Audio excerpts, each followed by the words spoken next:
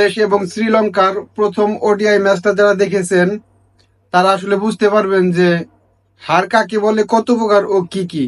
বাংলাদেশের জেতা ম্যাচ ভাই, বাংলাদেশের জেতা ম্যাচ 100 রানে 1 উইকেট, দেখি 8 উইকেট নাই। এটা কোনো খেলা হইলো? আন্তর্জাতিক মানের লট, এই তাওহিদ হৃদয় আন্তর্জাতিক মানের লট। 2টা ম্যাচ ভালো খেলে এখন শালা জাতীয় দলে একটা পাকাপোক্ত করে এখন খালি ডাক ডাক।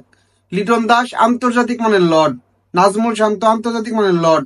এই বাঙ্গির পুঁতে দল থেকে না খেদাইলে এই বাংলাদেশ ক্রিকেট টিমটা ঠিক হবে না, বাংলাদেশ দলটা ভালো হবে না। তোরা ভাই কি শুরু করলি ভাই? আমাদের তো কালকে যারা খেলা দেখছে, কালকে যারা স্টেডিয়ামে খেলা দেখছে তারা স্টক করে বেশি। তোরা যে পারফরমেন্স দেখাইলি ভাই, জিতা ম্যাচ, এই ম্যাচ কেউ হারে?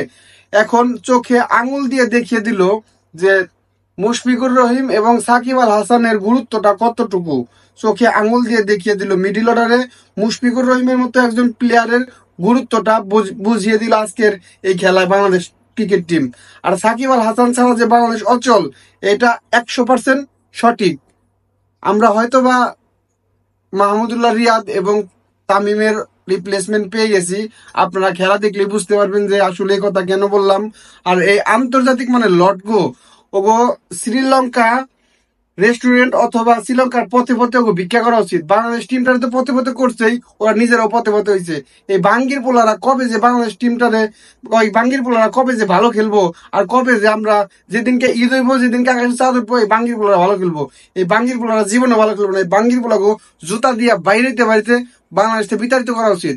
বাঙ্গির পোলাগো দিয়ে হাল চাষ হইব না, বাঙ্গির পোলাগো দিয়ে ক্রিকেট খেলা হইব না। তখন যাই গালাগালি যাই করছি, কিন্তু আপনারা আসলে দেখেন যে সাকিব আল হাসান এবং মুশফিকুর রহিমের গুরুত্বটা কতখানি। তো এটা আসলে যারা খেলা দেখেছে তারাই বুঝতে পারবে। তো অবিলম্বে সাকিব আল হাসানকে আমরা আরো 2-3 বছরের জন্য বাংলাদেশ ক্রিকেট টিমে দেখতে চাই। আপনারা সবাই কমেন্টে জানাবেন সাকিব আল হাসান কি খেলবে কি খেলবে না।